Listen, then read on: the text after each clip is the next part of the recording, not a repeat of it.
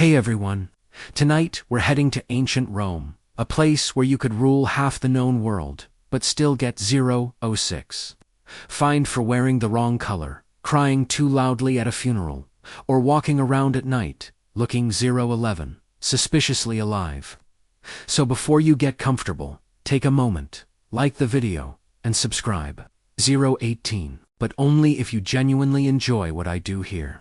And let me know in the comments where you're tuning in from and what 024 time it is for you.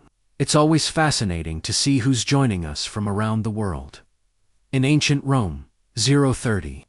Clothing was not about expressing your personality, your mood, or your authentic self. It was about 0 to 37, broadcasting one very important message. How much trouble you could legally cause. Fashion was not art. It was a warning system, and the loudest warning of all, 048, was purple. Purple dye was so expensive, it bordered on parody. It was made by 0 to 54, crushing enormous quantities of tiny sea snails, each one contributing a microscopic drop of pigment before dyeing. 101 for the cause of imperial drip. Thousands of snails for a single garment. The process smelled awful, took forever, and required trade routes stretching across the Mediterranean. 114. Wearing purple was essentially walking around saying, I own resources you will never emotionally recover from. 121. Naturally, Rome decided this color needed rules. Only emperors, senators, and top officials were allowed to wear. 128. Significant amounts of purple. A fully purple toga was the ancient equivalent of wearing a flashing sign that read, I, 136, have authority, and you absolutely do not. It saved time instead of arguing. 143. Debating or asking questions, you simply looked at the toga and thought, prison speedrun outfit. Too modern. 1251.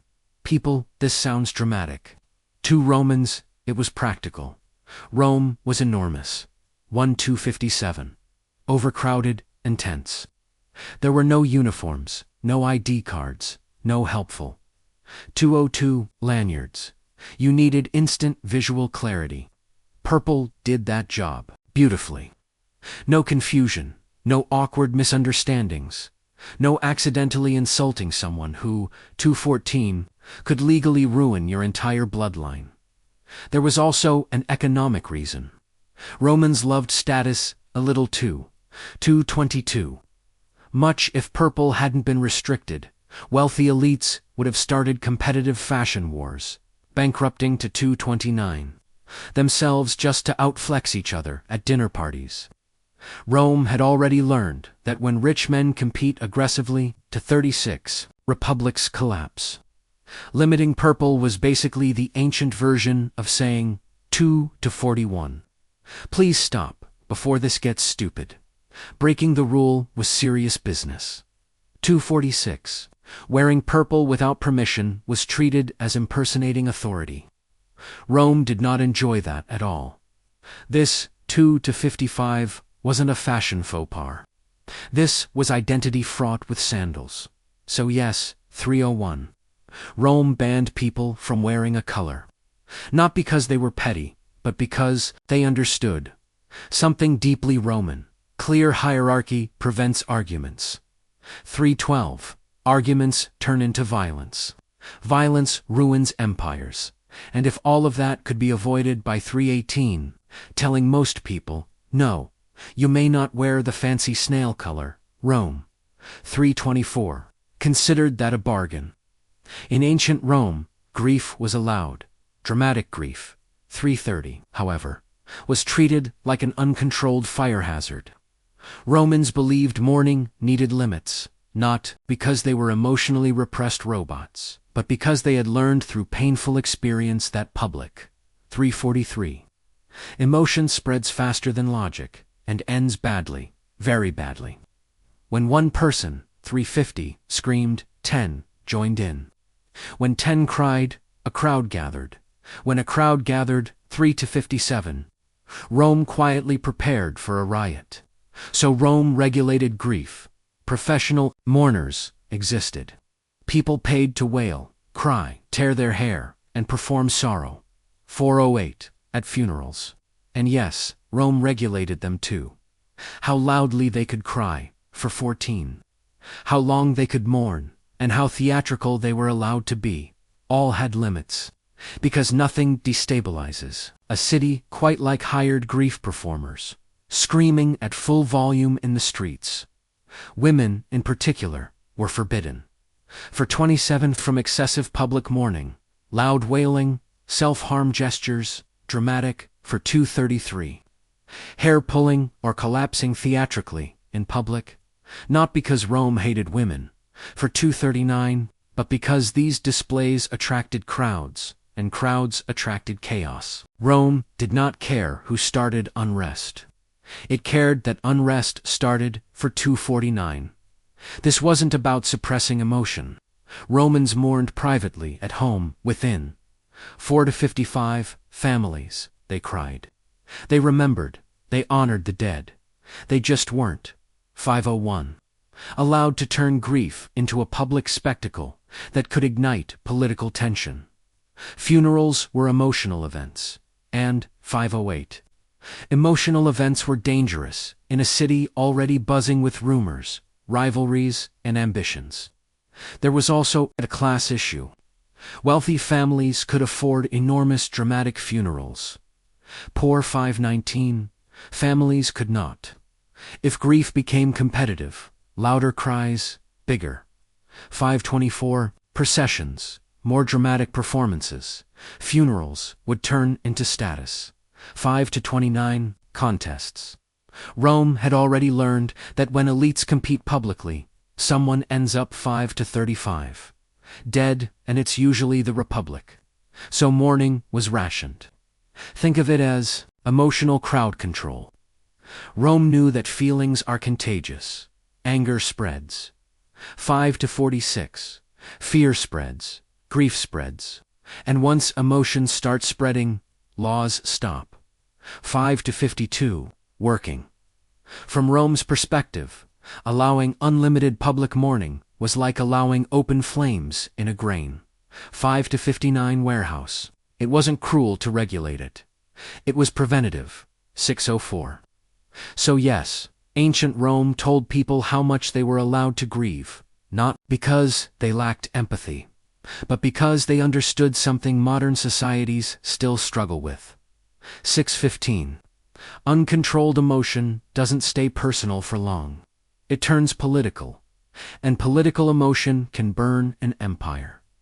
622. Down faster than any enemy army.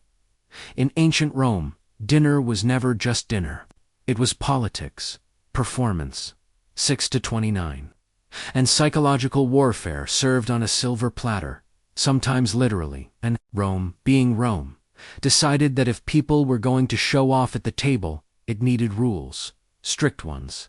These were 643, called sumpti laws, and they controlled how much food you could serve, how many guests you could invite, and even which. 6-49. Ingredients were acceptable, not because Romans hated fun, but because they had, 6-55, discovered a dangerous truth. Rich people cannot be trusted to stop flexing on their own. Left unchecked, elite Romans competed through banquets, the way modern influencers compete through lifestyle posts. Bigger feasts, rarer, 709. Foods, more exotic imports. Louder displays of I am doing better than you. 716. This wasn't harmless indulgence. It ruined families. Senators bankrupted themselves, trying to, 723, keep up appearances, then tried to recover financially by doing things like bribery, corruption, and lightly. 7-29, destabilizing the state. Rome had already seen this movie, and it didn't like the ending. So, the government stepped in and said, you may host a dinner, but it will be a reasonable 740. Dinner, there were limits on meat consumption, luxury items, and 7-46. Extravagance, especially during certain times of year. Yes, Rome literally told. 7-51. people to calm down with the peacock tongues. This wasn't about protecting the poor from envy. It was about protecting the state from elite stupidity. When powerful families started competing, 803, socially alliances fractured, debts mounted, and politics turned toxic. 809, Rome understood that the fastest way to destroy a republic was to let its elites spiral into status addiction. There was 816 also, a moral angle, or at least Rome's version of one. Excessive luxury was seen as weakening discipline. Soft men made bad leaders, and nothing screamed. 827. Soft, like needing 7 courses, just to feel important. Of course, Romans hated. 8-32. These laws, they complained constantly. They found loopholes. They reclassified foods. They hosted technically legal dinners that were absolutely not in the spirit of the law. 844. Rome passed new regulations. The rich ignored them again. This dance continued, 8-49, for centuries, but the intent was always the same. Stop turning dinner into a political arms race. So yes, Rome limited what you could eat at your own party, not because it hated pleasure. 902. But because it knew that when wealth competes unchecked, collapse is only a matter of time. And Rome preferred, 909, boring dinners to civil war. Of all Roman rules, this one tends to make, 914. Modern readers quietly put the book down and stare at the wall for a moment, in 920. Roman society, the paterfamilias, the male head of the household, held extraordinary legal power over his family. And when I say family, I don't mean just 9-32. Children, I mean adult sons, daughters, grandchildren, slaves, property. 9-38. Finances, and basically the entire domestic universe orbiting him. Yes, even adult sons, married with children. 946. Possibly balding, still legally under dad. This authority included control over finances, marriages, careers, and, in the earliest periods, even life and death decisions, which sounds horrifying. 10 o'clock, and sometimes was. But Rome didn't arrive at this system by accident. It was the result of deep fear.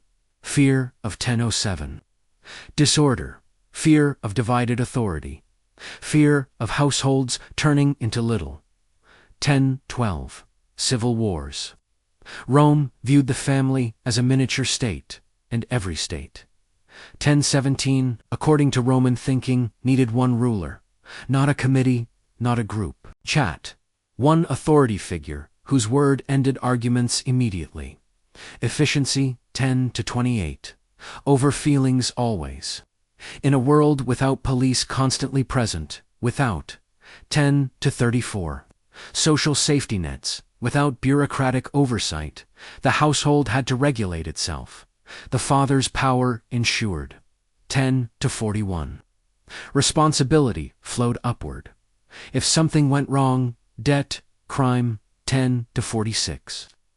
Scandal. Rome knew exactly who to blame. Accountability mattered more than fairness. And here's the part people often miss. With power came obligation. 10-59. A paterfamilias was legally responsible for everyone under his roof.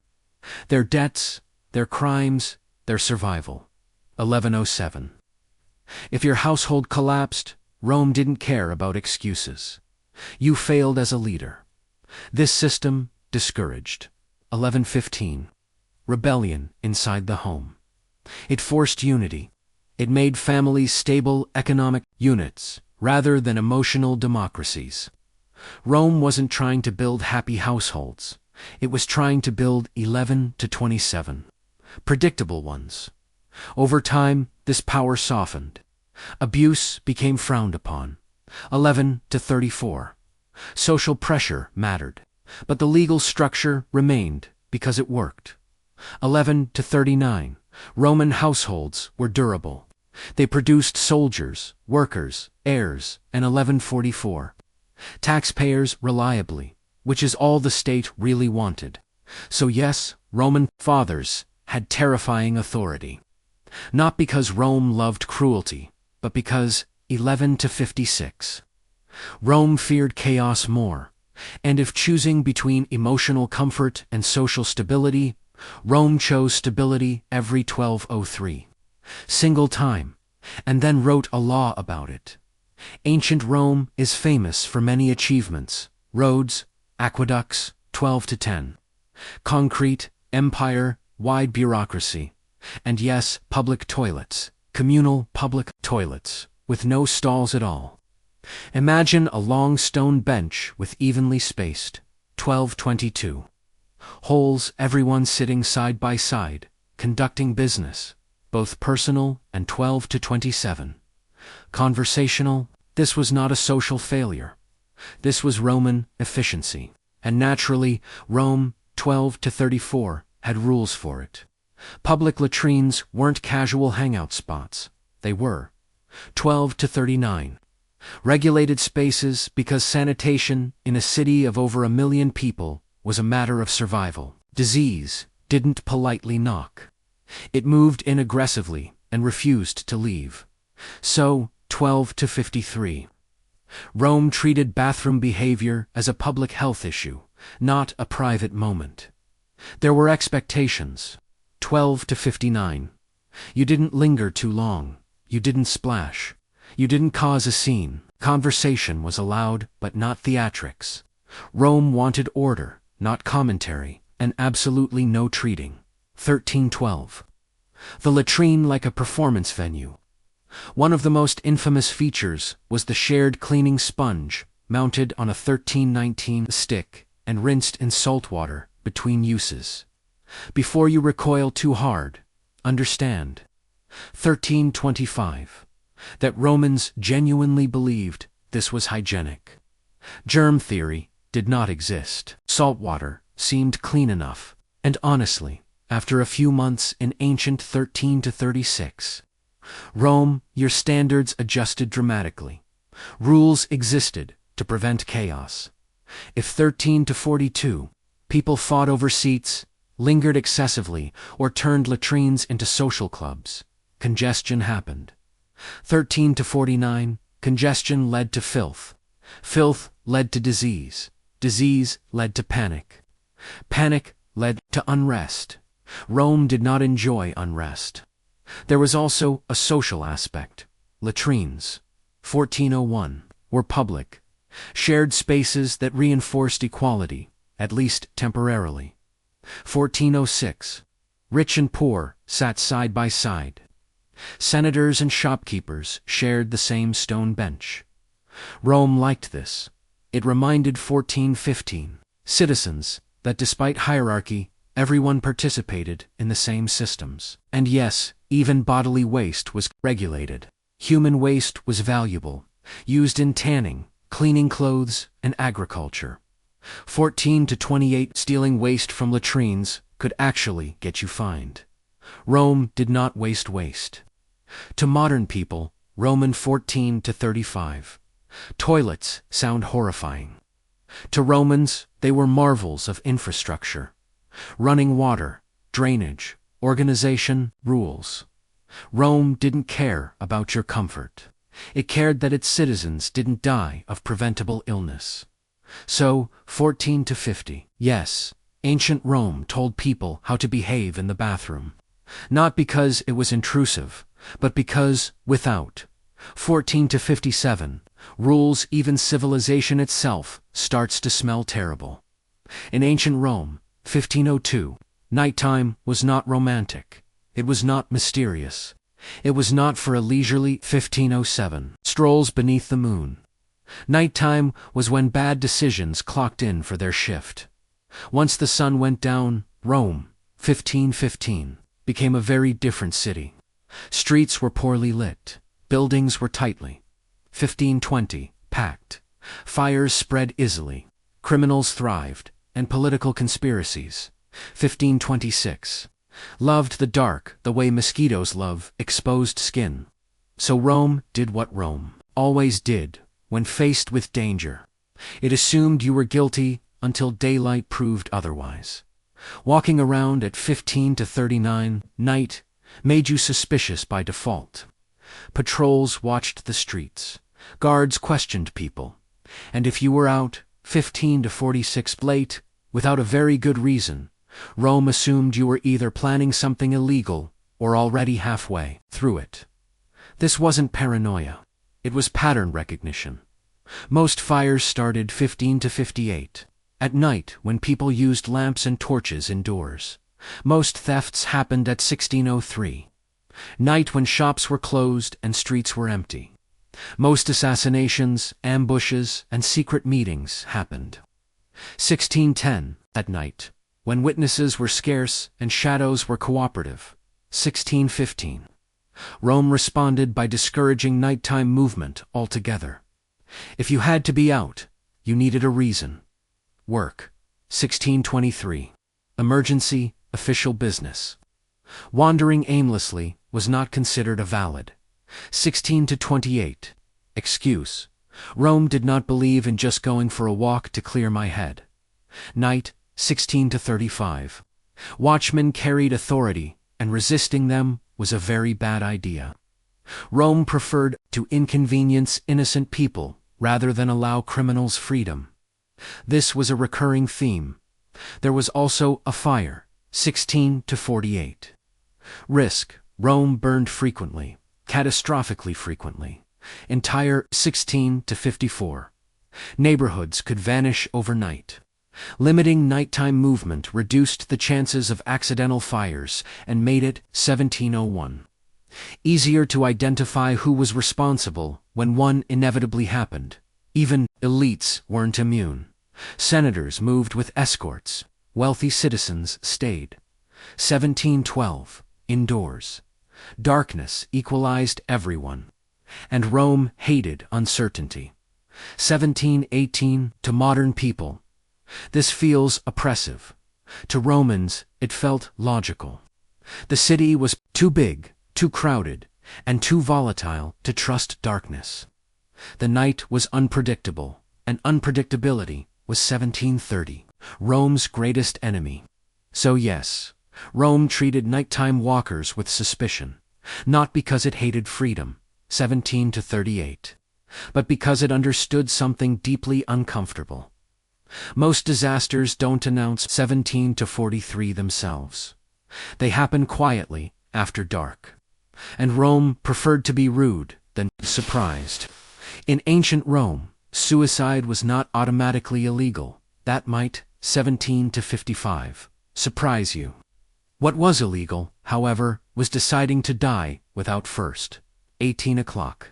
Filling out the appropriate paperwork. Rome was many things, but spontaneous. 1805. Self-destruction was not one of them. If a Roman citizen wished to end their life, they were expected to submit a formal request to the authorities, explaining why. Illness, irreversible. 1816. Disgrace, terminal suffering, loss of honor. These were considered acceptable. 1822. Reasons. I had a bad week was not to modern ears. This sounds cruel, but to Rome, in 1830, was administrative common sense. Every Roman citizen existed inside a web of 18 to 35. Obligations, families, depended on them. Debts were tied to them. Inheritances flowed through them. Political alliances relied on them.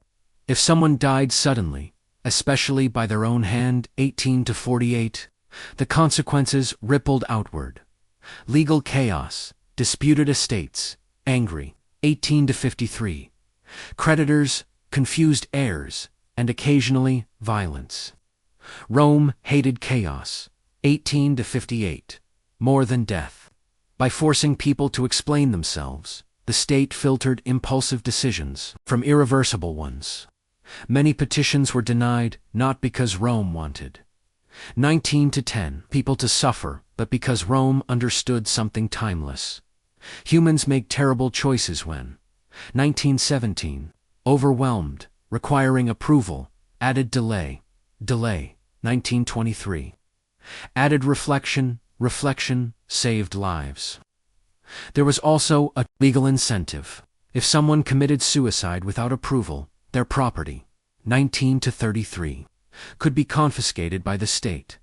Families lost inheritance, debts remained unpaid. Rome made it very clear. 19 to 42, dying irresponsibly was financially rude. On the other hand, approved 19 to 47. Suicides were handled with dignity. Property was protected. Families were spared legal punishment. Society, 1954, acknowledged the decision as tragic but orderly. Rome preferred sadness with paperwork over chaos without it.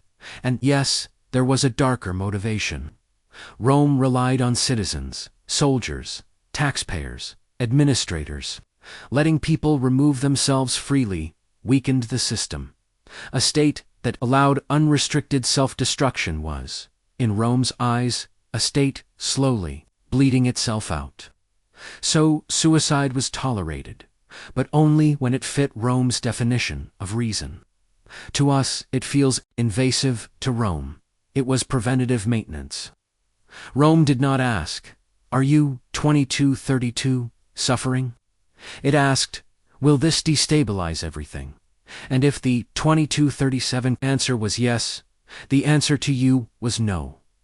In ancient Rome, what women wore was 2244. Not considered a personal choice, it was considered a public statement, one that the state felt extremely qualified to. 2250. Manage. Roman law placed strict limits on women's clothing, jewelry, and visible wealth. How much gold you could wear, how elaborate your garments could be, how much sparkle was considered.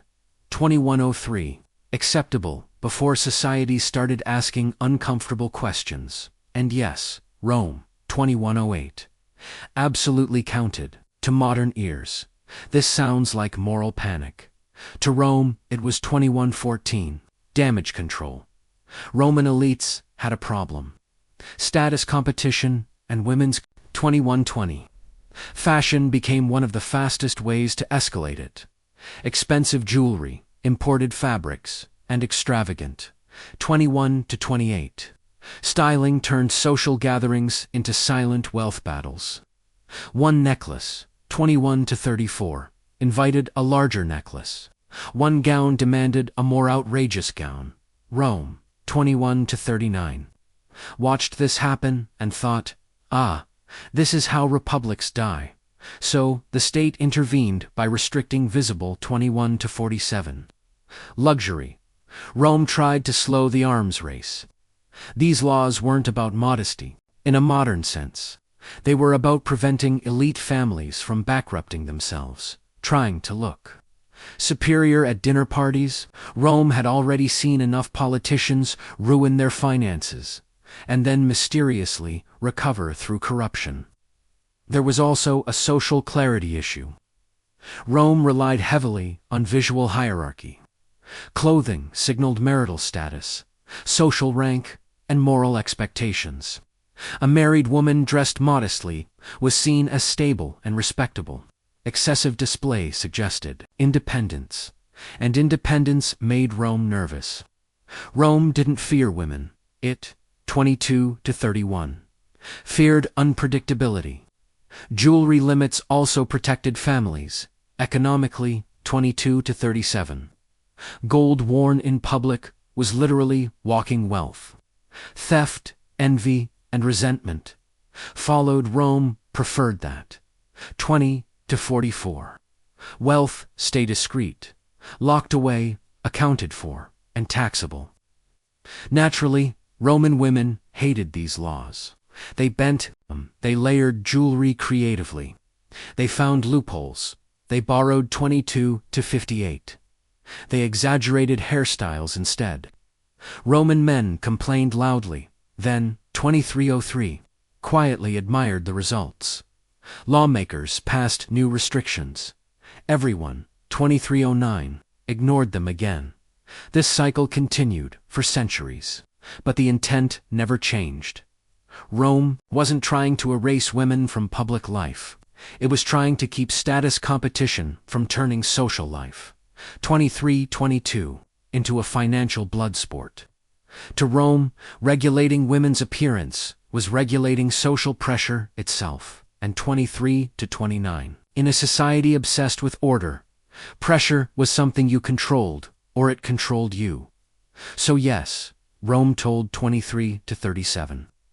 Women what they were allowed to wear, not because it hated beauty, but because it feared what unchecked beauty did to politics. To modern audiences, gladiators look like ancient superstars. 23-49, crowds cheered their names. Graffiti praised them. People collected souvenirs, 23-54, with their images. Some even inspired obsessive fandom that would feel familiar to anyone who has ever seen a 2401 comment section lose its mind. But in ancient Rome, the law took one, 2406. Long looked at gladiators and said, absolutely not. Despite their fame, gladiators were legally classified as infames, dishonorable persons, 2418. This meant they lost many basic rights. They could not vote, they could not hold. 2423, office. Their testimony in court was limited. Legally speaking, they were 24-28, closer to criminals than celebrities, which seems confusing until you remember that Rome hated mixed signals. 24-36, gladiators were violent by profession. They killed or were killed for entertainment. Rome understood the danger of glorifying that too much. If people started seeing gladiators as heroes rather than 24-48 performers, you risked normalizing violence outside the arena. And Rome preferred its violence organized. 24-55, scheduled and ticketed. The dishonor status served as a psychological firewall. Yes, you could admire their 25 minutes and 2 seconds. Skill, yes, you could cheer. But no, you could not aspire to be them, in any socially respectable way.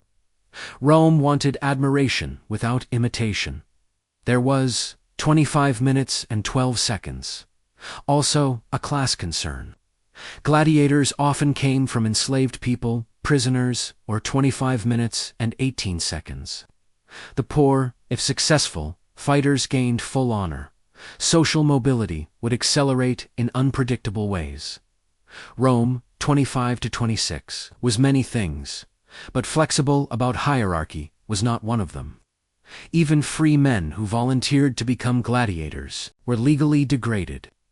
By stepping into the arena, they agreed to lose status, 25-38. Rome made sure this choice came with consequences. You could gain money, fame, and 25-44. Attention, but you would lose dignity in the eyes of the law. No refunds, 25-50. This prevented a flood of ambitious young men from abandoning military or civic careers to chase arena glory. Rome needed soldiers and administrators more than it needed influences with swords. 26 minutes and 2 seconds. And yet, the contradiction remained. Romans loved gladiators. They fantasized. 26 minutes and 8 seconds about them. They gossiped about them. They scraped sweat from their bodies to use as cosmetics. Yes, really. Rome simply refused to let that admiration translate into power. So, 26-21. Gladiators lived in a strange limbo, adored by the crowd, dismissed by the 26 minutes and 26 seconds. Law, famous but untouchable, celebrated but contained. 26-33. Rome understood something deeply uncomfortable. If you reward spectacle with status, spectacle eventually replaces governance. And Rome was not about to let a man with a helmet and a trident run the state. In ancient Rome, 26-46, religion was not a private matter of personal belief. It was a public safety system, and if you failed to uphold your 26-53, end of the deal with the gods. Rome treated it less like a spiritual mistake and more like negligent endangerment. 27 minutes and 0 seconds. Romans believed their relationship with the gods was transactional. You perform the ritual correctly, the gods maintain order. You mess it up, the gods get annoyed, and suddenly the city is on fire, crops are failing, and everyone is. 27 minutes and 14 seconds. Asking who angered Jupiter this week. So Rome enforced religious contracts, 27 minutes and 20 seconds. Public officials were required to perform sacrifices, prayers, and rituals with obsessive precision. Wrong words, wrong timing, wrong animal, wrong hand gesture. Any of it could invalidate the 27 to 33. Ritual, and if a ritual was invalid, it had to be repeated immediately, because 27 to 38, half pleasing a god, was considered worse than not trying at all. Private citizens, 27 to 44, weren't off the hook either. Vows made to the gods were legally binding. If you promised a deity something and failed to deliver, you could be fined, shamed, or punished. This wasn't superstition. From 27 to 56. Rome's perspective, it was risk management. Rome had no meteorologists, 28 minutes and 1 second. No epidemiology, no disaster forecasting. When something went wrong, 28 minutes and 7 seconds. Divine displeasure was the most logical explanation available. And when the explanation is divine anger, enforcement, 28 minutes and 14 seconds becomes urgent. This system also served a political function. Religion unified the population around shared rituals. It created predictability. Everyone knew when festivals occurred. Everyone knew what sacrifices meant. Everyone knew that if things went badly, someone had failed to follow protocol, and that someone would be investigated. Importantly, Rome didn't care what you believed in your heart. Belief was optional. Participation was mandatory. You could privately doubt the gods all you wanted, as long as you publicly performed the rituals correctly. Rome valued behavior over belief, a very Roman approach. Breaking religious 28 to 58 contracts threatened collective confidence. If people believed the gods were displeased, panic followed. Panic, 29 minutes and 6 seconds, led to unrest. Unrest led to instability. Rome did not enjoy instability. 29 minutes and 13 seconds. So yes, Rome punished people for upsetting invisible beings. Not because Rome was irrational, but because Rome understood that shared belief systems, however strange, hold societies together. 29 minutes and 26 seconds. To Rome, keeping the gods happy was not theology, it was infrastructure. 29 to 33, in ancient Rome, words were not harmless.